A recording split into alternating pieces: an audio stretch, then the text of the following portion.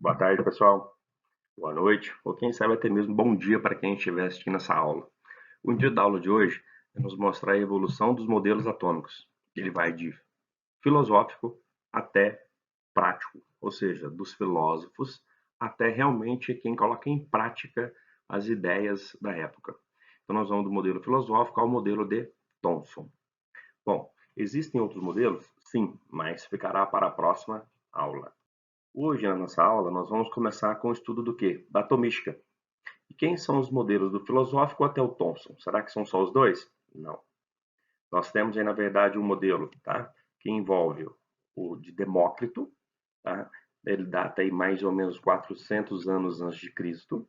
Depois nós temos o modelo atômico de Dalton, né? Onde ele tem como referência histórica por volta de 1808, tá? E depois nós temos o modelo atômico de Thomson, por volta de 1903. Essas datas elas podem ter uma pequena variação. Não se preocupe no vestibular que não vai ser cobrado data, vai ser cobrado cronologia, ou seja, Demócrito, Dalton, Thomson. Então você não pode dizer que o primeiro modelo é de Thomson, o primeiro modelo é de Demócrito, segundo Dalton, terceiro quem? Thomson, ok? Vamos então partir para a seguinte pergunta: como explicar a constituição da matéria? Você já parou para se perguntar do que você é feito? Hoje talvez você responda: sou formado por átomos. Mas antigamente, o que se pensava desta ideia? Do que somos feitos? Do que nos cerca é feito?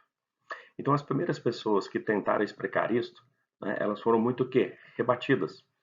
Né? Por quê? Por causa de questões filosóficas.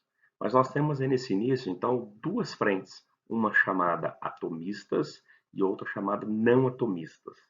Os atomistas, já adiantando a vocês, ele acabou prevalecendo sobre os atomistas. Mas nós precisamos enxergar quem são os não atomistas e os atomistas. Comecemos então, né, com esse filósofo muito famoso, muito forte nos seus pensamentos aí, que é o famoso Aristóteles, que data aí 318 anos antes de Cristo. Bom, o que é interessante se notar aqui no caso do nosso amigo Aristóteles? O Aristóteles ele é um grande defensor, tá, da famosa constituição de quatro elementos básicos. E quem são esses quatro elementos básicos que formam a natureza? Bom, antes de continuarmos a elucidar quem são esses quatro elementos, que fique claro o seguinte: quem nasce com essa teoria, né, dos quatro elementos básicos não é Aristóteles, mas sim Empédocles. Esse que é o cara aí no caso, ok? Mas o nosso amigo ali em questão, Aristóteles, ficou famoso por ele ter sido, né, uma das grandes forças filosóficas da sua época.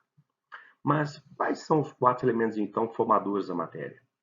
São esses famosos aqui, ó: fogo, ar, terra e água. O interessante é o seguinte: tudo que nos cerca era formado pela combinação desses quatro elementos: terra, fogo, água e ar. Só que eles, para se combinarem, dependiam de uma relação para que ela pudesse, então, surgir. Como, por exemplo, seco e quente. Nos daria ideia, então, da formação do elemento fogo. Vamos imaginar aí, até às vezes possa ser que dê certo, né? Imagina um dia muito quente, né, e seco, sem umidade no ar. A gente chega àquela sensação da quentura, do fogo. Então aí você pode relacionar então o seco e o frio, te dando a ideia da terra, o frio e o úmido te dando a água, e o úmido e o quente dando o ar. Ou seja, a combinação de uma condição é que possibilitava a formação de um determinado tipo de matéria. Então, nós não podemos esquecer agora, talvez, de algumas situações que não são tão abordadas com relação a Aristóteles. Ele acreditava que a matéria era contínua e ela era desprovida de movimento. O interessante também é que a matéria ela não tinha um limite de divisibilidade. Então, a matéria poderia ser dividida de forma o quê? Infinita. Então, o nosso amigo aqui, Aristóteles, né, que digamos assim, ele é um sucessor aí no caso das ideias, ou um pós as ideias de Empédocles, né, ele é dito como sendo não atomista. E quem são então os nossos atomistas? Dando continuidade a tentar explicar a constituição da matéria, nós temos então aí o surgimento do famoso Demócrito. Só detalhe importante, como Aristóteles tinha um companheiro que era o Empédocles, o Demócrito também tem um companheiro. E esse companheiro é quem? O Leucipo. Então fique atento a esses nomes que você pode às vezes confundir. Aristóteles e Empédocles, não atomistas. Tá? Leucipo e Demócrito, tá? Só para você ter um conhecimento aqui no caso aqui, ó, né? Esse indivíduo aqui é o Leucipo e esse daqui é o Demócrito, tá ok? Bom, o interessante é o seguinte, o que eles defendiam?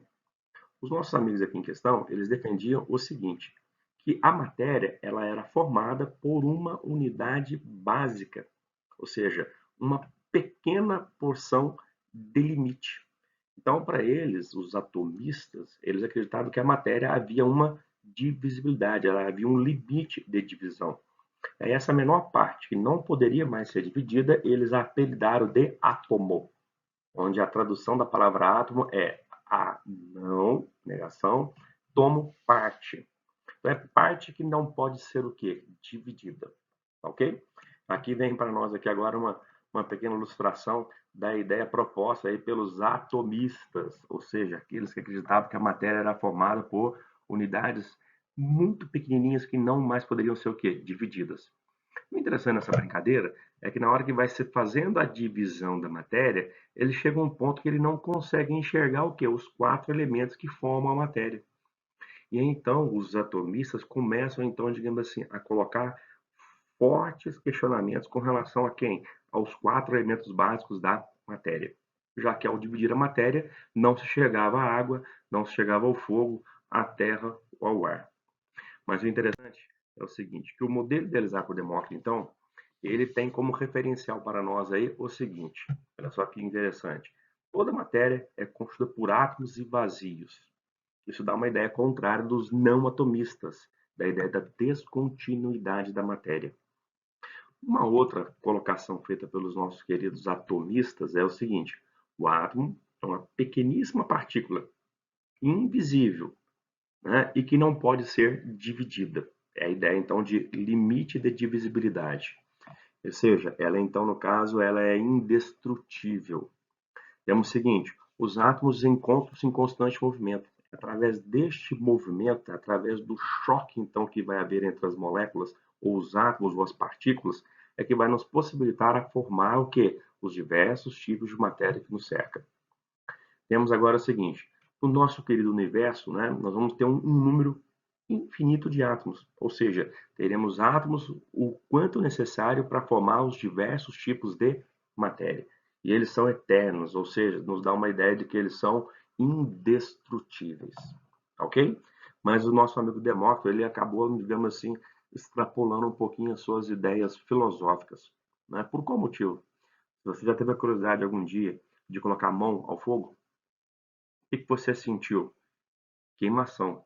Ah, mas na verdade, pare e pense comigo. Imagine, faça um teste paralelo.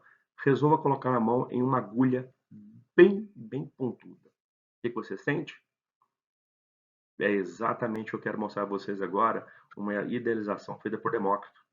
Ele acreditava, né, que o estado sólido, ou seja, a Terra, ela tinha essa compactação em virtude dos seus átomos ser de forma o quê? Cúbica. Por isso, então, tão estabilidade. Aí nós temos ainda o seguinte, a água ela tem uma capacidade de escoar. Isso se deve em função dos átomos que formam a água serem de forma o quê? Esférica. Perceba então, gente, que os estados, né, no caso aqui, ou melhor, as formas geométricas, elas são utilizadas para poder, digamos assim, explicar um determinado elemento químico. Nós temos, por exemplo, o ar, onde o ar é colocado como sendo o quê? Provido de movimento. Então perceba que o estado sólido, ou melhor, não o estado sólido, né? A Terra, ela não tem essa movimentação tão ágil, em virtude da forma que está o quê? Os seus átomos, cúbica. Põe um cubo na mesa e tente movimentá-lo. Perceba que ele não se move tão facilmente. É a famosa, né, bola quadrada do Kiko. Bom, aí nós temos o seguinte, e o fogo? Aí que vem aquela pergunta inicial. Quando você passa a mão no fogo, você sente, né, parece que está a sua mão sendo totalmente o que? Alfinetada. Então eles acreditavam que o fogo tinha uma forma no qual os seus átomos eram pontiagudos, onde na hora que você tentasse tocar esse elemento fogo, você sentia então o que? As pontas, né, dos átomos colidindo ou se chocando com as suas mãos. Então realmente é uma loucura. Hoje nós sabemos que isso não é verdade, mas na época era o que era válido. Ok, galera? Então, nós vamos partir agora o seguinte, para um próximo episódio, onde nós vamos retratar não Dalton. Nós vamos retratar aí, no caso, um grupo de pessoas de extrema importância que possibilitaram o nascimento da química que nós temos hoje. Quem é esse grupo de pessoas? São os famosos alquimistas. E o que é que eles buscavam? O que os alquimistas pregavam? Bom, na verdade, pessoal, muito cuidado com o seguinte: os alquimistas ficaram conhecidos como sendo bruxos. E, na verdade, os alquimistas buscavam, né, digamos assim, a alquimia esotérica e a alquimia o quê? Religiosa. A religiosa, o encontro com Deus, e a esotérica, na verdade, era trabalhar com quem? Com a matéria. O interessante dos alquimistas, pessoal, é que eles baseavam-se em alguns, digamos assim, em algumas ideias bem interessantes. Tudo que forma a matéria, ela é formada basicamente por três elementos. Quem são eles? Terra, ar e água, sendo o fogo o agente transformador da matéria. E detalhe importante que todo mundo conhece no caso dos alquimistas, né, é a famosa busca da pedra filosofal, nada a ver com Harry Potter, mas sim, né, a busca de um dispositivo que permitisse converter chumbo em ouro. Muitos alquimistas acabaram, digamos assim, perdendo a cabeça em virtude, né, de trabalhar de forma, digamos assim, a tapear os grandes reis. Os reis pagavam para eles fazerem ouro, mas na verdade alguns usavam o chumbo, né, para tentar ludibriar o rei. De que forma? Olha, isso daqui é ouro. Como eles faziam isso? Pintando, né, as pedras, né, ou pequenas porções de chumbo. Só que o que aconteceu? Quando o rei descobria que o chumbo na verdade não era ouro, a cabeça rolava. Mas por que usar o chumbo? Porque o chumbo, ele, na verdade, tem um peso, palavra errada, mas digamos assim, aceitável no momento. Tem uma massa específica muito parecida com a do ouro. Então, ou seja, na hora que você coloca um pedaço de chumbo na mão, um pedaço de ouro na outra, sua outra mão, você consegue, digamos assim, talvez ficar numa pequena dúvida. É perceptível que os dois não têm a mesma massa, mas depende de como for colocado, você acaba, digamos assim, se enganando. E também buscando o famoso, né, elixir da longa vida. O elixir da longa vida é colocado, digamos assim, como sendo um elixir capaz de prolongar a vida, né? Digamos assim, de transpor as doenças. Mas interessante, na verdade, é o seguinte: não existe alquimistas bem-sucedidos na pedra filosofal, bem como também no elixir da longa vida. Mas qual é a real contribuição, então, dos alquimistas? Já pararam para pensar se essas duas ideias não foram realmente atribuídas, não foram realmente conseguidas? Podemos dizer o seguinte: o que os alquimistas realmente conseguiram colocar, digamos assim, de positivo para os futuros químicos é o seguinte: é a elaboração, é o desenvolvimento de vidrarias. Pra você tem uma ideia, até por volta de 1000 anos depois de Cristo, os vidros eram muito impuros. Então, durante as transformações químicas, muitos componentes do vidro acabavam participando da transformação e às vezes acabava adulterando os resultados. Então, através das vidrarias mais elaboradas, conseguiu, digamos assim, então melhorar as experimentações. Então, a vidraria deixou de ser um agente influenciador na transformação. Criação de equipamentos, tá? Como, por exemplo, melhoria nos destiladores. Para quem não lembra, né, destilador, gente, ou os destiladores, são equipamentos que têm como intuito separar misturas homogêneas pela diferença de ponto de ebulição. Tá? Também tiveram, digamos assim, uma grande influência na metalurgia, que é na criação de ligas metálicas, ok? Ou seja, o que é a liga metálica? É dois metais se combinarem, não, se misturarem para que venham a ter propriedades mais importantes, melhores do que isolados, tá? E até mesmo criação de novas substâncias, como por exemplo quem? Os ácidos. Ou vocês acham que os ácidos, né? Você chega num cantinho até faz um buraquinho, sai um ácido lá? Não sai. Então, uma grande parte dos ácidos, eles são o quê? Artificiais, ou seja, são fabricados a partir de outros processos que envolvem o quê? Transformação da matéria. Então, os alquimistas, eles não conseguiram a pedra filosofal, eles não conseguiram o elixir da longa vida, mas eles conseguiram, digamos assim, sistematizar, né, o trabalho nos laboratórios. Bom, paralelamente aos alquimistas, nós temos aí, né, uma pessoa muito importante na nossa, digamos assim, na nossa evolução, que é o nosso famoso Paracelsus. O Paracelsus, digamos assim, ele é o, digamos assim, é o ponto quase que final para nascer quem? A química. Então, é o final no sentido de deixar a alquimia de lado para nascer realmente a química científica, a química filosófica. Né? Não era somente a questão da famosa bruxaria, mas, ou seja, a iatroquímica. A eletroquímica, muito defendida por Paracelso, tinha como intuito o quê? O uso de substâncias químicas no tratamento de doenças. E o interessante é o seguinte, muitos sais eram utilizados na época juntamente com enxofre e com mercúrio.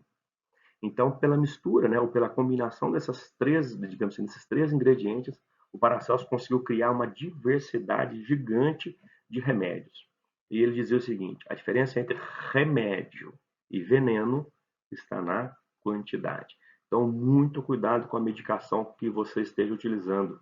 Siga extremamente, digamos assim, em cima da linha, né, a postologia ou a indicação do seu médico. Nem para mais e nem para menos, porque senão você pode perder o efeito ou ter efeitos, digamos assim, não muito desejáveis.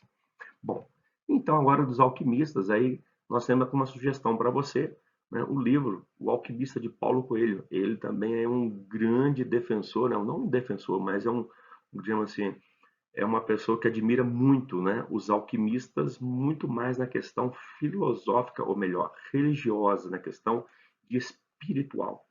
Quem tiver a oportunidade de ler esse livro, né, é uma boa pedida para aí que você está ficando em casa. Bom, então agora nós vamos começar aí com o famoso John Dalton. Né? O John Dalton, ele é famoso não só pelo modelo atômico, mas ele é famoso por algumas situações bem pequeninas, como por exemplo, aos 9 anos de idade, ele já era professor de matemática. Ele montou no fundo da sua casa lá uma escola no qual já ajudava as pessoas aí no entendimento da matemática. Se diz aí no caso a história que nosso amigo John Dalton, né, ele fez aí, digamos assim, uma coleção de mais de 300 mil informações, tá, climáticas da Inglaterra, já que é um país, digamos assim, bem assim, diferenciado na questão climática. Posso dizer então que o nosso amigo Dalton, né, digamos assim, é o precursor dos famosos meteorologistas. Bom, mas o que o John Dalton propõe então para o entendimento, para a explicação da constituição da matéria? John Dalton, em homenagem aos atomistas filosóficos, ou seja, os atomistas Demócrito e Leucipo, tá? Ele apelida a menor parte da matéria como sendo o átomo. E essa menor parte da matéria, como sendo o átomo, ela tem a tradução de ser uma partícula que não é o que? Divisível. Ah, mas então ele está pegando as ideias dos nossos amigos Demócrito e Leucipo? Não. Ele, na verdade, ele baseia-se, nós vamos ver já já também com um pouquinho mais de detalhe, nas famosas leis ponderais. E as duas principais leis ponderais que ele trabalha é a famosa lei de Lavoisier e a lei de Proust. Tradução da lei de Lavoisier, lei da conservação de massa. Tradução da lei de Proust, lei das proporções definidas. E, professor, não adiantou não? Fiquei em dúvida. Então aguarde aí que nós vamos voltar já já para tentar elucidar aí essas duas leis. Não se esqueçam que essas duas leis foram vistas por nós no início do capítulo aí em questão. Tá ok? Tem até a própria lei de Dalton também, mas essa aí é um pouco menos usada nesse quesito para tentar explicar a constituição da matéria. Bom, e aí nós temos o seguinte: o modelo de Dalton é conhecido, digamos assim, de uma forma popular, de uma forma leiga, como sendo o modelo da bola de bilhar. Ou seja, se você se deparar com essa bola de bilhar que está aqui ao nosso lado esquerdo, vocês enxergarão como sendo uma esfera homogênea, maciça. E para quem já se utilizou de uma bola de bilhar, vai perceber que essa bola, digamos assim, quase que ela é indestrutível. Na verdade, gente, ela é destrutível, mas a ideia, no momento, eu posso utilizá-la aqui sem grandes problemas. Bom, quais são as principais ideias, então, propostas pelo nosso amigo Dalton? Dalton propõe o seguinte: o átomo, que é a menor partícula formadora da matéria, é uma esfera maciça, indivisível, indestrutível e de tamanho variável. Se é de tamanho variável, então os átomos também não apresentarão o quê? As mesmas massas. Só que algo interessante é o seguinte: para quem nunca enxergou a ideia da palavra modelo, né, um modelo nada mais é do que você tentar explicar algo baseando-se nas ferramentas do momento. E no momento de Dalton, né, a principal ferramenta que ele tinha era a balança. Por isso, então, o seu modelo atômico é baseado nas leis ponderais, de ponderar, de pesar. E o que poderia se pesar na época era quem? Aquilo que realmente era palpável, ou seja, os sólidos, ou seja, a partir da massa. Só que Dalton acabou tendo problemas em tentar explicar o porquê que algumas matérias se atraíam ou se repeliam. Então, como eles não sabiam, digamos assim, explicar tal situação, o que eles diziam então no caso? Que o átomo, né, era formado ou apresentava, além da ideia de uma esfera maciça, indivisível, indestrutível e de tamanho variável, apresentava o quê? Um calórico. Mas o que vem a ser então esse calórico? O calor, na verdade, nada mais é do que uma tentativa de explicar por que os átomos se atraíam ou se repeliam. Só que na época, né, essa palavra calórica era muito mais para poder explicar a formação do estado líquido a partir do sólido ou do líquido formar quem? O sólido. A ideia dos átomos se distanciarem ou se aproximarem. Futuramente, a palavra calórico vem ao que nós temos hoje em dia.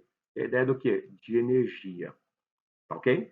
Mas aí então o modelo de Dalton ele tem como referência o estudo do quê? Das leis ponderais. Quais são as duas leis que nós vamos utilizar aqui como, né, base para o entendimento da estrutura proposta por Dalton? Nós vamos ter aí o seguinte: nós vamos ter a seguinte ideia: todos os átomos de um dado elemento são idênticos. A brincadeira aqui, na verdade é séria, é o seguinte: átomos que apresentam a mesma forma ou a mesma massa são átomos de um mesmo elemento. Esse, então, o que ele usou como critério para dizer que os átomos são diferentes é eles apresentarem massas diferentes. Por que ele usa massa? Porque o que ele tinha na época para poder fazer essa verificação experimental era o quê? A balança. Balança, na verdade, gente, muito bem aprimorada pelo querido que Lavoisier. Ok? Bom, aí nós temos o seguinte: usando-se então da famosa LCM, Lei da Conservação de Massa, proposta por Lavoisier, nós temos o seguinte: vejam só aqui uma exemplificação no qual temos a formação de água. Detalhe importante, hein? Lá, a lei da conservação de massa, ela só é válida se nós realizarmos a experimentação, tá, em sistema fechado, para que você não tenha perda nem ganho de massa durante a transformação. Senão você vai estar contrariando a LCM. No fundo, né, no nosso dia a dia, a LCM sempre é contrariada. Por quê? Porque está no sistema aberto. Mas se for um sistema fechado, aí não vai haver alteração de massa. Xande, mas se o sistema está fechado e ocorre alteração de massa? E aí? Como é que eu explico isso? Na verdade, você não tem como explicar. Está havendo algum erro experimental. Alguma coisa foi deixada de levar em consideração para que a massa então seja o quê? Diferente. Então a proposta de nosso amigo Lavoisier é a seguinte: a massa inicial é igual à massa final. Então perceba nessa experimentação que, pegando 2 gramas de hidrogênio com 16 gramas de oxigênio, né, após a transformação, após a combinação, forma-se o quê? 18 gramas de água. Então aqui vem para você a ideia de quem? Ó, da igualdade entre a massa inicial e a massa o quê? Final. Isso é claro, né? Nós não podemos deixar ele em consideração. Isso aqui só é verdadeiro porque nós estamos pensando que a igualdade é estabelecida em virtude do sistema ser fechado. E se não for fechado, aí vai dar zebra. Bom, o que é interessante aqui? Aí vem aquela proposta colocada anteriormente. Átomos de elementos diferentes têm propriedades diferentes. E quem são as propriedades que eles usam na época? Massa e volume, uma referência simples para nós. Bom, aí nós temos o seguinte: aqui uma proposição que a gente pode até levar em consideração o que? A lei das proporções definidas. Lembram de como se faz um bolo? E se nós quisermos aumentar o número de participantes nesse nosso pequeno café, o que devemos fazer com os ingredientes? Aumentá-los? Aumentá-los de qualquer forma? Não. Sempre aumentar mantendo uma proporção fixa em massa. E nessa hipótese atômica de Dalton, temos como referencial o quê? Os compostos eles são sempre formados, né, por uma relação simples em números de átomos. O interessante é que na época ele pegou o sal, hoje chamamos sal de cozinha, de diversas regiões do mundo. Ele percebeu que, independente da origem do sal, ele sempre guardava uma relação fixa dos participantes. Então, como por exemplo foi listado agora aqui, na formação da água, qual é a relação matemática que você guarda? É 2 átomos de hidrogênio para um átomo de oxigênio. É 2 átomos de hidrogênio para um átomo de oxigênio. Aqui não é 10 não é, galera? Aqui é um oxigênio. Mas de onde é que saiu esses números 2 e 1? Saíram daqui, ó. Saíram daqui onde a gente chama o quê? Atomicidade. Xande, não estou enxergando o número 1. Não se preocupe. Nas fórmulas químicas, quando não vem nada, na verdade aqui está omitido o número 1. Então, por favor, omitido qual o número? 1, 2, 3, 4, qualquer outro número diferente de 1, não podem ser o quê? Omitidos. Então, veja só aqui, por exemplo, o famoso H2S. Para quem não sabe, gente, né, o H2S está na constituição do nosso PUM, certo? Ou seja, a flatulência, aquele mau cheiro, digamos assim, mais acentuado, se deve principalmente à degradação de proteínas, como no caso de ovos, né? No qual tem aí, no caso, a formação do quê? De H2S, que é uma substância muito mal cheirosa. Temos o gás carbônico, por exemplo, que é um átomo de carbono para 2 átomos de oxigênio. Bom, dando continuidade, o nosso amigo Dalton percebe o seguinte: nas transformações químicas, os átomos são imutáveis, eles não se transformam em outros átomos. E outra coisa, eles não se destroem. Então, o que ele percebe? Que nas transformações químicas, os átomos apenas se rearranjam, se recombinam para formar novas proporções, do qual darão para nós novas substâncias. Ok? Agora, então, nós vamos ter aí um novo modelo, que é o modelo de Thomson. Mas por que, que o modelo de Dalton foi abandonado? Vou dar a dica para vocês aqui de cocheira. Chega mais perto aqui. O modelo de Dalton foi abandonado justamente pela ideia do calórico. Ou seja, não a ideia de energia, mas sim o modelo de Dalton era falho na tentativa de explicar por que, que alguns materiais se atraíam ou por alguns materiais se repeliam. Então guarde essa dica de cocheira. O modelo de Dalton não explicava a natureza elétrica da matéria. Quem que entra, então, digamos assim, para poder elucidar essa questão? Entra em ação o nosso querido amigo J.J. Thomson.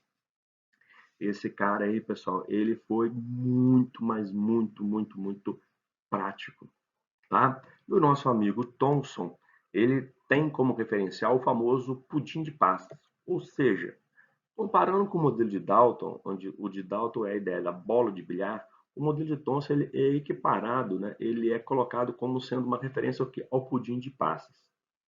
Já comeu um pudim de passas ou um pudim de ameixas? Bom, a ideia é a seguinte: perceba que o nosso pudim ao lado aqui tem a ideia da massa branca e tem o que? As ameixas ou as passas. Qual seria a relação, então, dessa constituição com a estrutura da matéria? A ideia seria, de acordo com Thomson, a matéria era formada por pequenas partículas, tá? Indivisíveis, indestrutíveis e homogêneas. Mas em que aspecto? A sua estrutura. A sua estrutura era formada por fluido de carga positiva, né, com partículas negativas incrustadas no todo. Detalhe, quando falo incrustadas, não é que elas estão na superfície, como aqui no nosso querido, né, pudim de passas. Mas a ideia proposta, na verdade, aqui é o seguinte, é que essas partículas negativas e as positivas, elas estão distribuídas de forma homogênea pela estrutura do átomo. Guarde essa ideia de distribuição homogênea, que ela é muito importante na nossa próxima aula, que vai relacionar o modelo de Rutherford. Essa ideia aí que tem da homogeneidade é interessantíssima para você poder enxergar as ideias básicas do modelo de Dalton.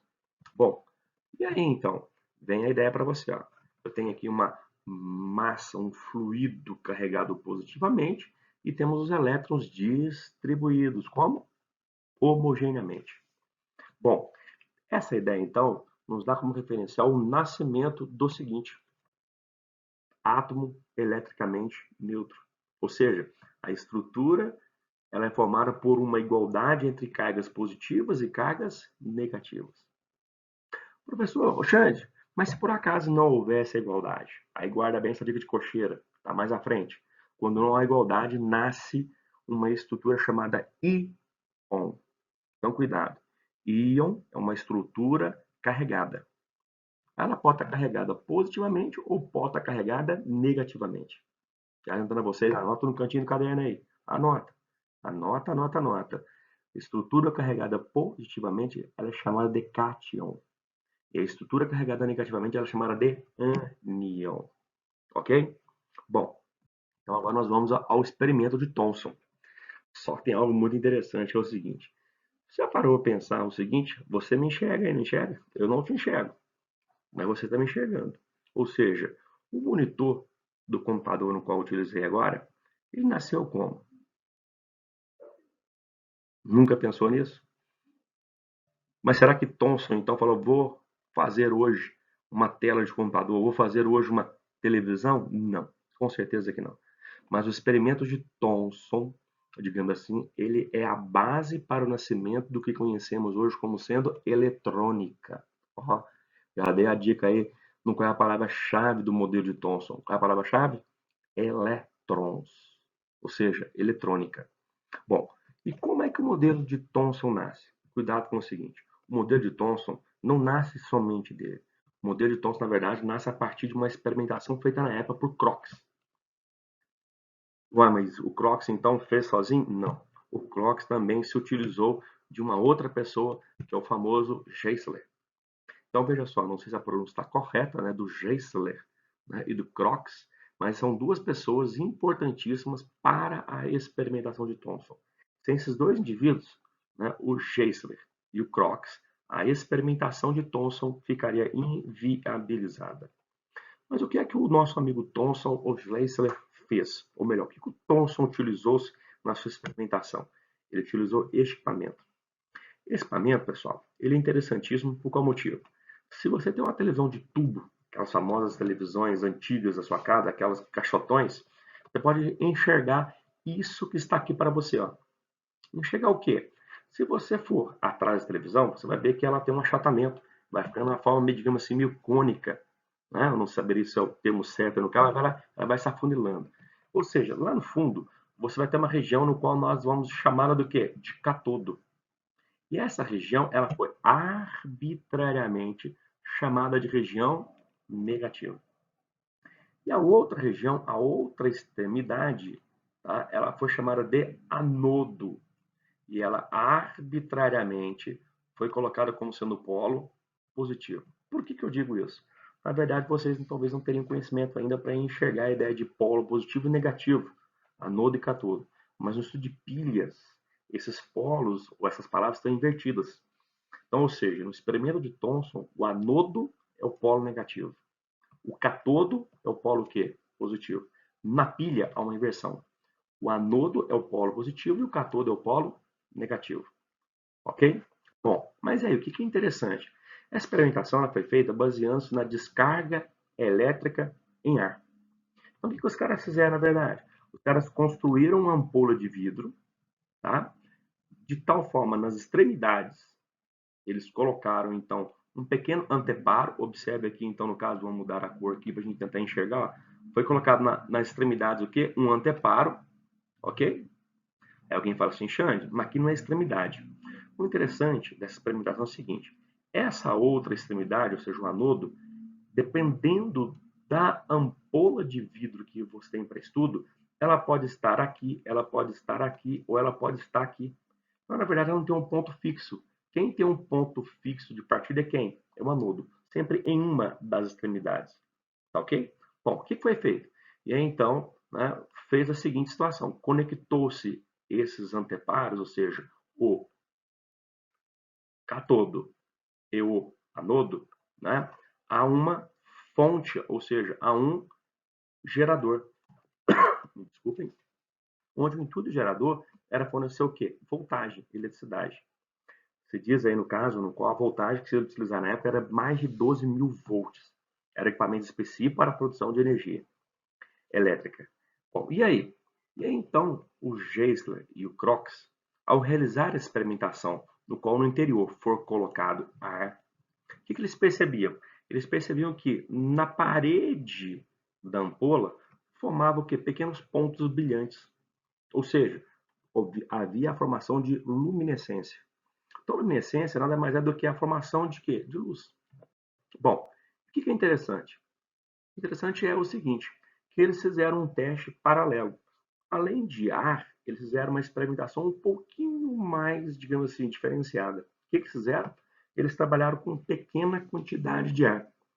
Eles perceberam que, dependendo da quantidade de ar que havia dentro dessa ampola de vidro, os fenômenos eram, digamos assim, aconteciam com pequenas diferenças. E essas diferenças se davam pela intensidade da luminosidade. Bom, então, ou seja, essa experimentação, ou seja, essa pequena vidraria colocada aqui, é chamada ampola de Crookes, porque o Crookes é uma das pessoas que mais utilizou, baseando-se nas ampolas de quem? De Geissler.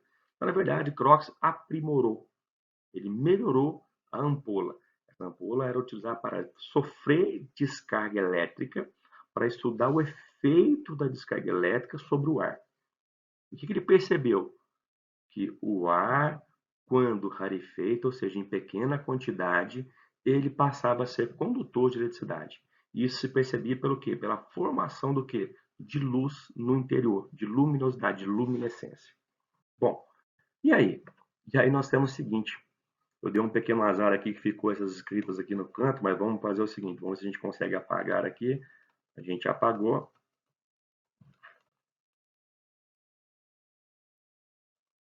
Que aí a gente apagando aqui, a gente vai visualizar melhor. Não deu, me desculpem. Bom, o que vem a realização do experimento de Thomson? O Thomson realizou o mesmo experimento. Só que o interessante é o seguinte, o Thomson, ao realizar o seu experimento, né, ele utilizou aqui a ampola de vidro. Aí está a ideia para vocês agora. Aí no interior, gente, ele colocou o quê? Ar rarefeito, ou seja, ar em pequena quantidade. E provocou uma descarga elétrica. O que ele percebeu na experimentação? Que na extremidade da ampola havia a formação de uma região mais intensa em luminosidade. Bom, o que ele fez? Para testar se essa luminosidade, esses raios que partiam do interior, né, se caminhavam em linha reta ou faziam um zigue-zague, o que ele fez? Ele colocou dentro da ampola, tá, um pequeno anteparo, no qual os raios, ao partirem do catodo, perdão, em direção ao anodo, o que acontecia? O que era esperado? Fazer uma curva. Só que, na verdade, eles continuavam em linha reta. E isso é provado que caminhava em linha reta em virtude do quê? Do posicionamento da sombra provocada. Perceba que a sombra não é formada abaixo nem acima. Ela é formada o quê? À frente. Então, o que ele concluiu aqui no caso? Que na experimentação, ao fazer a experimentação de descarga elétrica em uma ampola de vidro, os raios catódicos eram perpendiculares à superfície do catodo, né? Independente do posicionamento no anodo dentro da ampola. Que conclusão que ele tira, então, no caso? Que esses raios que partiam do catodo em direção ao anodo, tá? Eles eram, digamos assim, melhor, não, eles não eram, né? Eles tinham, né, o movimento em linha reta. Detalhe interessante. Perceba que eu usei o termo agora raios catódicos. Mas por que raios catódicos? Raios catódicos, pessoal, utilizado aqui na verdade, é em virtude, tá, dos raios partirem do catodo para o anodo. E em função da luminosidade, formaram aonde? Próximo ao anodo. Então eles achavam não, né? Eles perceberam que os raios saíam do catodo e iam em direção para quem? Para o anodo. Bom, nessa experimentação, o cara começou a se perguntar o seguinte, no caso do Thomson, será que esses raios catódicos caminham em linha reta ao partirem do catodo? Será que eles têm massa? Será que eles são partículas? Será que eles são corpusculares? Para tentar provar a situação, se tinha ou não tinha massa, o que Thomson fez? O Thomson pegou a famosa ampola de Crookes, né, no qual em uma extremidade tinha o catodo e na outra quem? O anodo.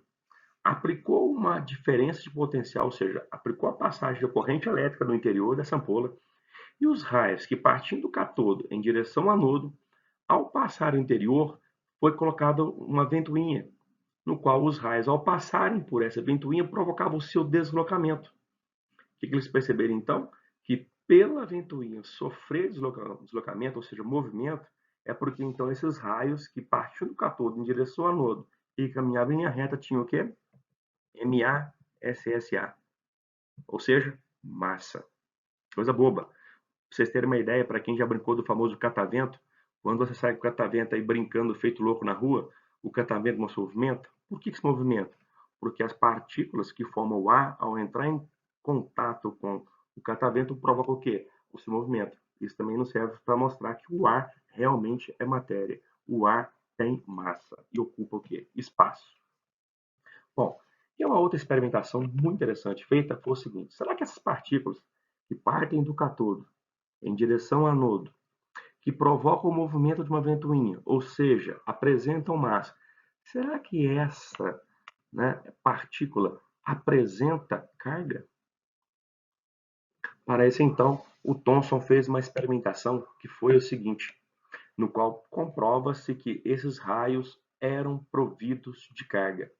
Que experimentação que foi feita pelo nosso amigo Thomson? O Thomson utilizou a mesma ampola de vidro, no qual no interior tinha ar rarefeito, ou seja, pouca quantidade de ar, e ele provocou uma descarga elétrica no interior. Só dessa vez, o interessante foi que ele aproximou, tá? Ele aproximou uma pequena placa carregada próxima à parede, né, da ampola. O que ele percebeu? Que essa placa provocava o quê? Uma pequena repulsão dos raios. Perceba que os raios, então, ó, estão sendo formados mais próximo que da extremidade superior. Como ele conhecia essa placa em termos de carga, e essa placa ela era carregada o quê? Negativamente, o que ele pôde concluir então? Que esses raios que partiam do cátodo em direção ao anodo eram partículas providas de carga negativa, porque na época já era estabelecido que cargas opostas se atraem, cargas semelhantes se repelem. Então, como o raio estava sendo repelido por uma placa carregada negativamente, é porque esses raios eram providos do quê? De carga negativa. Então nasceu aí as três ideias, melhor, as três observações feitas por Thomson. Os raios catódicos caminhavam em linha reta, apresentavam massa e apresentavam carga negativa. O interessante, também no caso aqui da experimentação de Thomson, né, que ela realmente é a base para o nascimento de quem? Da televisão. O experimento, não de Thomson, mas o experimento que envolve a famosa ampola de Crookes, para vocês terem uma ideia, é também a base para o nascimento de quem? Do aparelho de raio-x. Então, se algum dia você tiver o azar de ter que fazer um raio-x, na hora que você olhar para a lâmpada, no qual vai fazer a emissão de raio-x, enxergue lá dentro o funcionamento do quê? De uma ampola de Crookes, ou seja, dos raios catódicos em ação. Tá ok? Bom, agora nós vamos ter a seguinte finalização. Nosso amigo Thomson, né, ele teve uma brilhante percepção de afirmar que a matéria era formada por uma partícula negativa. Tá? Ele está interessante, hein? Ele não ficou trabalhando somente com ar rarefeito, não. Ele trocou esse gás rarefeito, ou melhor, esse ar rarefeito, por vários outros tipos de gases conhecidos na época. E o que ele percebeu? Independente do gás que ele utilizava, os fenômenos observados sempre eram os mesmos. Detalhe, a coloração não é a mesma. Pega um exemplo, as famosas lâmpadas de neon. Dependendo da lâmpada de neon, ela tem colorações o quê? Diferentes. Porque o gás interior é o quê? Diferente. Mas o Thomson, ele percebe que, independente do gás colocado, sempre produziam, né, os mesmos fenômenos, ou seja, os raios partindo do cátodo em direção ao anodo, os raios provocavam um deslocamento da ventoinha e os raios eram afetados, tá, por placas carregadas. Bom, o que é interessante para finalizar então essa parte do modelo de Thomson? O Thomson consegue enxergar uma relação matemática em que o elétron ele era 1.700 vezes menor do que o átomo mais leve conhecido na época, que é o átomo de hidrogênio. No fundo, ele errou esse valor, mas é dado a ele o mérito, como sendo o descobridor elétrico, por ele ter enxergado a existência de uma partícula carregada negativamente. E algo importante, o elétron, gente, ele é a menor partícula, ou seja, ele é uma partícula elementar. Não tem algo menor na constituição do elétron. Ela é a menor partícula. Ok? Bom, agora nós vamos assistir um videozinho no qual vai mostrar a vocês a experimentação de Thomson. Então você vai enxergar a propagação dos raios em linha reta, você vai enxergar o deslocamento da ventoinha e você vai enxergar o que? O deslocamento dos raios catódicos para uma placa o que? Carregada positivamente ou repulsão por uma placa negativa. Vamos lá?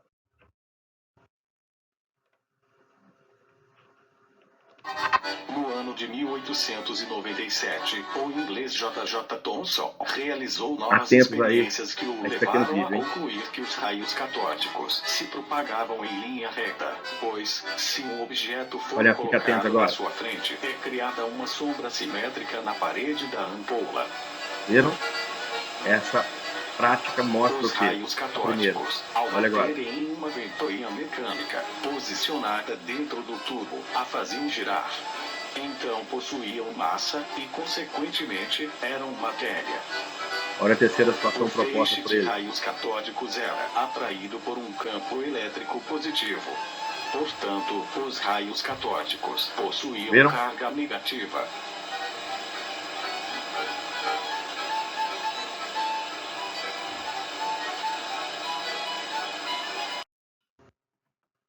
Ok? Talvez eu me esqueci de uma palavrinha aí que apareceu, mílica. O Miller também é um grande contribuidor para o entendimento do elétron, tá? Ele que relaciona a carga elétrica do elétron. Pessoal, foi um prazer estar com vocês. Estudem. Já já vou colocar uma listagem, não uma listagem, uma lista de exercícios, no qual os exercícios estão começando por fáceis até mais difíceis. O interessante é que eu procurei fazer de tal forma que você tenha, digamos assim, uma evolução do conteúdo. Então, os exercícios não estão aleatórios, eles estão numa sequência de conteúdo. Então, de acordo com que você reestudar a sua apostila ou vir a essa videoaula com vocês aqui, você consegue enxergar de forma muito clara as respostas. Estou à disposição de vocês, estudem bastante, fiquem tranquilos, não esqueçam, né, não é de levantar as mãos, mas de higienizar as mãos de forma bem correta, tá ok? Uma boa semana a vocês, bons estudos, até a próxima.